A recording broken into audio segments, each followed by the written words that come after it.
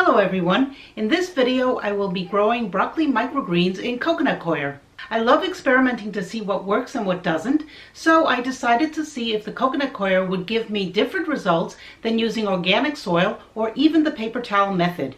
I use this generic brand of coconut coir. You can see here I was able to fill 6 10 by 10 trays with 1 brick. 10 bricks cost $17.99, so that works out to be $1.79 per brick. And since I was able to fill 6 trays, it comes out to around 30 cents per tray. If you're not sure what coconut coir is or how to use it, please check out my previous video on using coconut coir. It's really easy to use and takes up much less room than bags of soil. I've been told that in other parts of the world this is also known as coco peat. So once you've soaked the brick and let it expand, you can fill the seed trays and you are good to go. You use it the same way you would if you were growing in soil, and the end results are the same, or at least similar enough. I do think that the microgreens grow much better in soil, but the end result is not a noticeable difference, at least not to me. Now I'm ready to spread my seeds. I measure out 1 tablespoon of seeds per tray, and I pour it into an old spice shaker so that I can evenly spread out the seeds over the coir, just the same way I do as if I were planting on soil. I'm using 10 by 10 trays, 2 trays, one nested inside the other. The one on top containing the coconut coir has drainage holes. The tray on the bottom does not have holes. It is used as a catch tray for the water to drain into. You can see here I label the tray so I know what is growing in it, since I grow all sorts of microgreens, not just broccoli. Now I'm ready to spread the seeds over the coconut coir, and you can see that the spice shaker makes the job easy and helps me to spread the seeds evenly.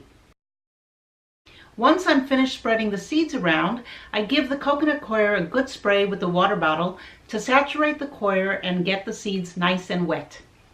Then I cover the seeds with another tray to block out the light and also to put some weight on the seeds. Okay, now it's the next day. I'll call this day 2, and we can see the seeds have started to germinate, just like they would if it was in soil. Okay, let's fast forward to day 4, and you can see the broccoli now has sprouted. In fact, if I didn't plant these in coir, I could eat these as sprouts now, but I wanted to grow them as microgreens, so we will have to wait a couple more days. Okay, it's the next day, day 5, and you can see the broccoli sprouts are pushing up the covering tray, so it's time to leave the tray uncovered and let them grow some more and get exposed to light. Here is a time-lapse video of the next couple of days of growth until they were finally ready for harvest on day 14.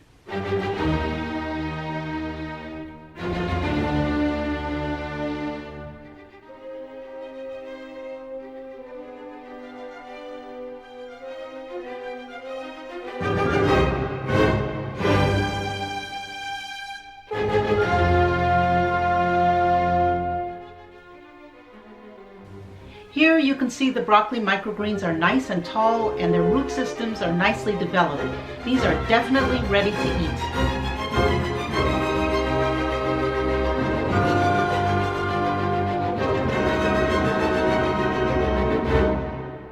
These took almost twice as long to grow in coir than in soil, but the end results look very similar. So there you have it, broccoli microgreens in coconut coir.